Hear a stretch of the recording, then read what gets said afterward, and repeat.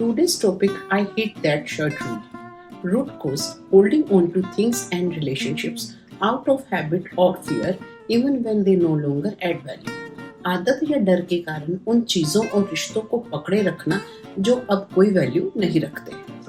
I hate that shirt rule basically ये कहता है कि आप अपने वार्डरोब में देखेंगे कि आप तकरीबन 20% कपड़े ही पहनते हैं। The I hate that shirt rule basically says that when you look into your wardrobe, you will notice that you only wear about 20% of your clothes. 80% कपड़े या तो पुराने फैशन के हैं या फिर वो छोटे हो गए हैं।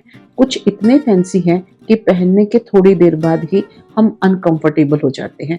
मीन्स वो हमें चुभने लगते हैं। उनको चेंज करके ही आराम मिलता है। Around 80% of the clothes are either outdated or no longer fit. Some are so fancy that after wearing them for a while, they become uncomfortable and irritating, and you only feel relief after changing them. हमारे जूते चप्पल में भी यही होता है।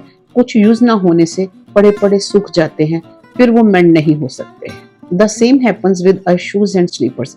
Some remain unused for so long that they dry out and can no longer be repaired.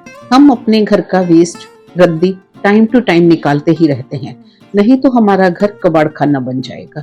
Means हम अपने घर में किसी भी तरह का क्लटर नहीं रखना चाहते। We regularly clear out waste and junk from our homes. Otherwise, it would turn into storage of clutter.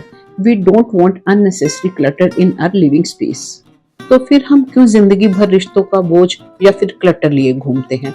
सामने वाला आपको नहीं समझ पा रहा या नहीं समझना चाहता तो क्यों ना हम भी उसे समझना छोड़ दे? Then why do we carry the burden or clutter of relationships throughout our lives? If someone cannot or does not want to understand you, why should you keep trying to understand them? हर कोई आपके time, energy, आपकी हमदर्दी के लायक नहीं होता। ऐसे लोगों से जितना जल्दी हो सके दूर हो जाओ। Not everyone deserves your time, energy or empathy. It's better to distance yourself from such people as soon as possible. यकीन मानिए ऐसा करने से आप खुद को बहुत हल्का व अच्छा महसूस करेंगे। Believe it or not, doing this will make you feel much lighter and better. Negative लोगों से, आपके हर काम में कमी निकालने वालों से, चिड़चिड़े और हर बात पे अपने आप को सुपीरियर और आपको इंफीरियर बताने वालों से जितनी जल्दी हो सके छुटकारा पा लें।